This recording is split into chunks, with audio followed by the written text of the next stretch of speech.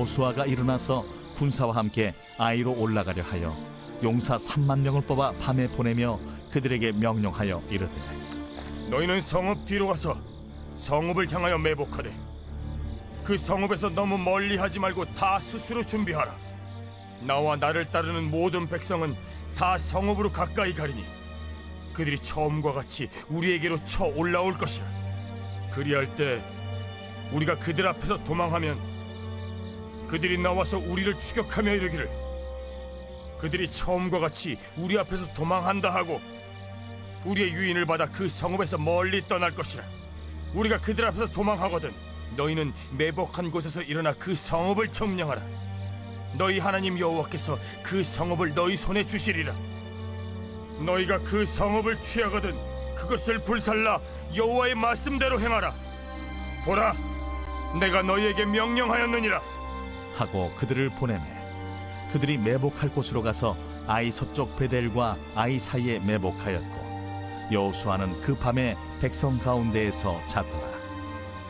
여호수아가 아침에 일찍이 일어나 백성을 점호하고 이스라엘 장로들과 더불어 백성에 앞서 아이로 올라가매 그와 함께 한 군사가 다 올라가서 그 성읍 앞에 가까이 이르러 아이 북쪽에 진친이 그와 아이 사이에는 한 골짜기가 있더라. 그가 약 5,000명을 택하여 성읍 서쪽 베델과 아이 사이에 매복시키니 이와 같이 성읍 북쪽에는 온 군대가 있고 성읍 서쪽에는 복병이 있었더라. 여호수아가 그 밤에 골짜기 가운데로 들어가니 아이 왕이 이를 보고 그 성읍 백성과 함께 일찍이 일어나 급히 나가 아라바 앞에 이르러 정한 때에 이스라엘과 싸우려 하나 성읍 뒤에 복병이 있는 줄은 알지 못하였더라.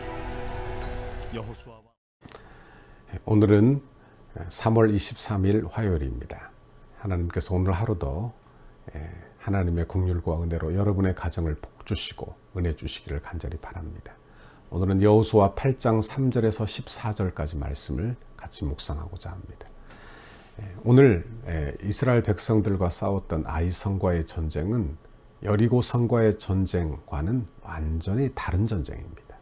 왜? 여리고 성은 그들이 무너뜨릴 수 없는 그런 성이에요. 아무것도 한 게 없는 것입니다. 그저 성 주위를 도는 것뿐이었어요. 말씀에 순종하는 것뿐이었어요. 그러나 아이성은 다른 것입니다. 아이성은 저절로 얻어진 것이 아니라 하나님께서 그들에게 지혜를 공급하시고 그리고 그 지혜로 전쟁하여 이기게 되는 그 전쟁이 바로 아이성의 전투가 되는 것입니다. 여러분 원하기는 저와 여러분도 이번 한 주간 사는 중에 오늘 하루 사는 중에 하나님께서 성령의 지혜를 부어주시기를 간절히 바랍니다.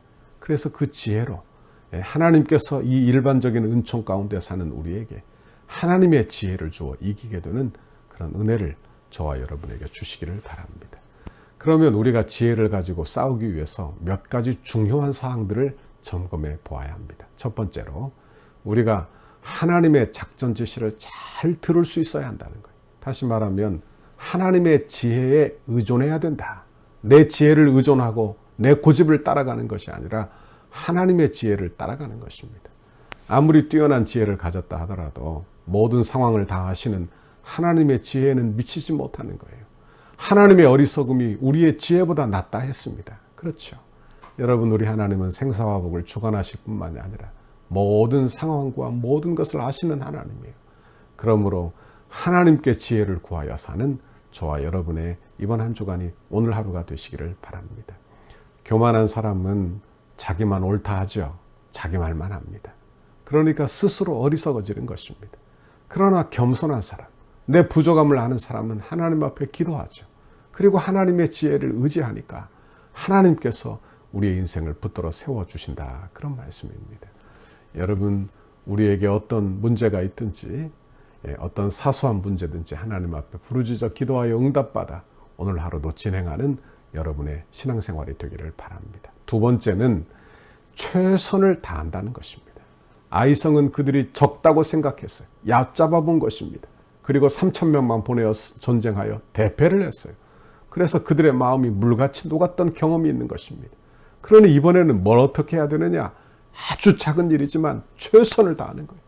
주의 일은 작은 일이니까 대충 해도 되고 큰 일만 최선을 다한다. 그것이 아니라 작은 일에 충성하는 자에게 큰 일을 맡기신다고 하셨으니 적은 일에 충성 다하는 우리 모두가 되어야 할 것입니다. 세 번째로 우리가 묵상할 것은 적의 상태를 잘 아는 거예요. 그들의 의도를 잘 파악하는 거예요. 그들이 한번 승리하여 교만해졌어요. 그래서 그들의 상태를 잘 파악하여 그들의 상태를 역이용한 것을 보게 되는 것입니다. 12절 말씀을 보시면 12절에 이런 말씀이 나옵니다. 그가 약 5,000명을 택하여 성읍 서쪽 베델과 아이 사이에 매복시키니. 그러니까 지금 유인해내고 매복하는 작전이 실제로 일어나고 있다 하는 말씀입니다. 그런데 매복하는 것 우리가 잘 알듯이 매복하는 사람들은 어떻게 해야 됩니까? 조용하게 숨어야 하는 것이죠. 아무도 모르게 매복했다는 것을 모르도록 해야 되지 않겠습니까? 그러자면 철저히 치밀하게 준비를 해야 했다 그런 말씀이에요. 여러분, 우리가 영적 전쟁을 하거나 주의 일을, 주의 사역을 감당할 때도 철저하게 치밀하게 준비하여 주의 사역을 이루는 저와 여러분의 신앙생활이 다 되어야 한다 하는 말씀입니다. 하나님이 우리에게 이런 지혜를 주시기를 바라는 것입니다. 하나님께서 여러분에게 직장의 일을 맡기셨어요. 가정의 일을 맡기셨어요. 그러면 그 일을 아무렇게나 대충대충 할 것이 아니라 하나님의 지혜를 구하며 기도하는 마음으로 철저하게 준비하는 것입니다. 하나님을 의지하여 하나님의 지혜를 구하며 철저하게 준비하는 거예요. 여러분, 우리는 부족하죠. 그러므로 부족함을 느낄 때 뭘 하게 됩니까? 기도하지 않을 수 없게 되는 거예요. 여러분, 기도하고 하나님 앞에 은혜를 구하게 되는 것입니다. 저는 우리 교회를 위하여 늘 새벽에 엎드려 기도합니다. 기도하다가 하나님이 지혜를 주세요. 그러면 받아 적습니다. 여러분 보십시오. 기도할 때 하나님이 주시는 지혜 참 복된 지혜입니다. 오늘도 여러분 앞에 있는 여러 가지 문제가 있지만 그 문제를 놓고 기도하는 마음으로 사시기를 바랍니다. 그러다가 지혜가 떠올라요.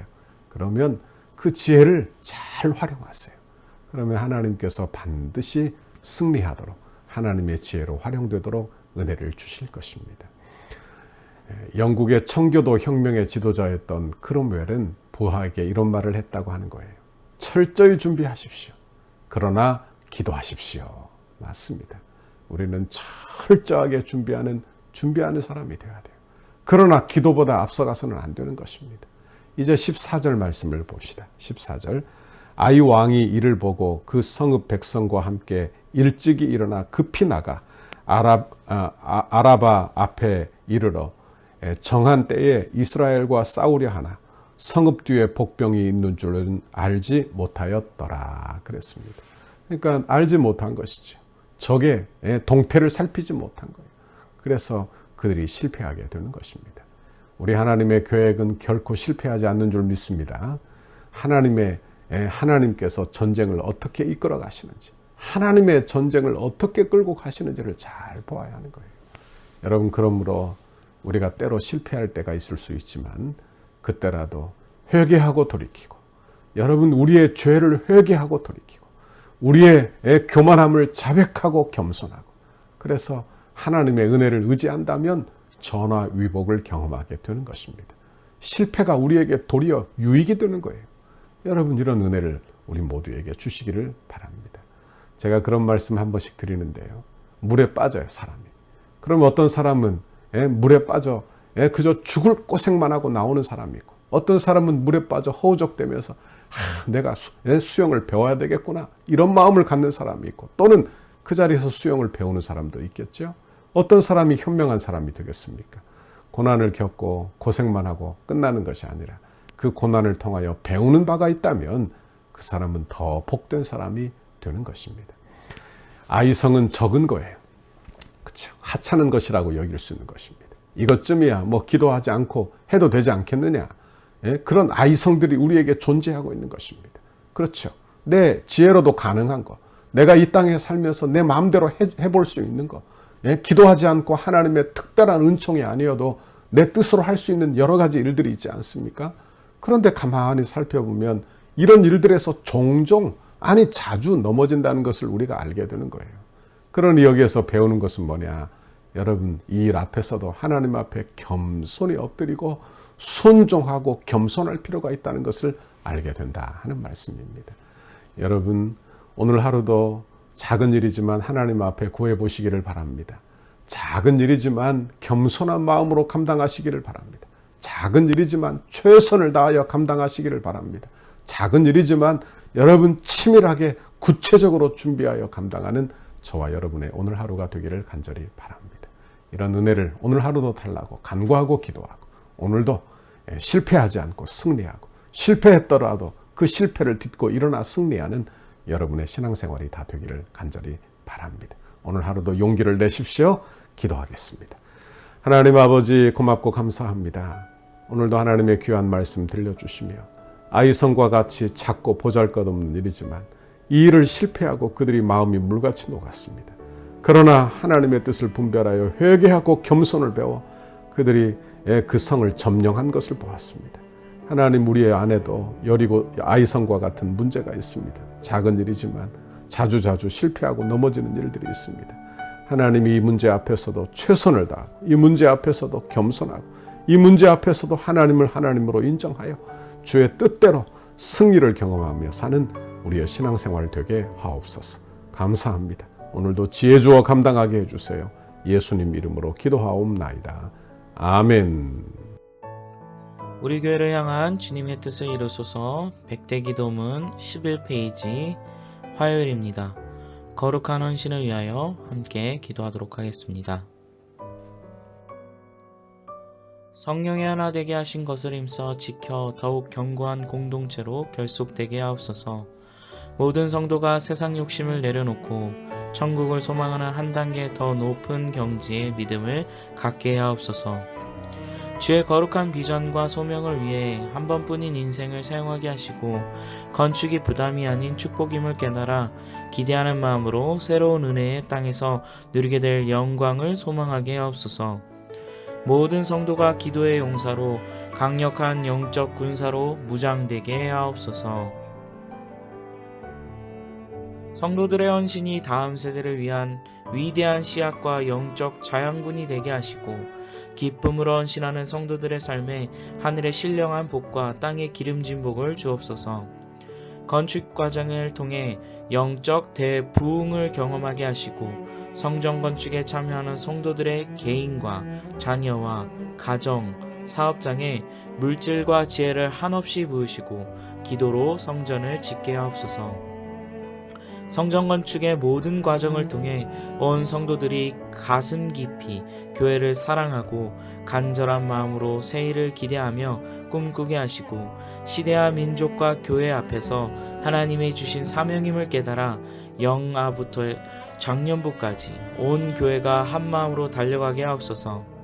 건축이 진행되는 동안 온 교회가 믿음의 튼튼한 공동체로 결속되게 하시고 한 마음으로 성전 건축에 참여하며 주님의 한 몸으로 일하게 하옵소서.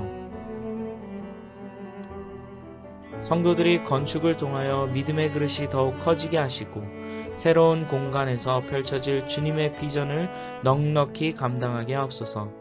성도들이 기쁨으로 헌신하여 덕소를 살리는 생명의 도화선이 되게 하옵소서. 한 영혼도 소외됨이 없이 믿음 안에서 기적의 역사를 이루는 통로로 쓰임받게 하옵소서. 건축의 정신과 내용을 이해하고 모두가 적극 동참하여 건축 홍보자가 되게 하소서. 건축을 통하여 선대의 고결한 믿음의 유산을 계승하도록 은혜를 주옵소서. 덕소교회의 모든 가정이 믿음의 주요 또 온전케 하시는 예수를 바라보는 가정이 되게 하시고 부모를 공경하고 부모의 신앙을 자녀들이 배워서 믿음의 명문 가정을 이루게 하옵소서. 예수님 이름으로 기도합니다. 아멘.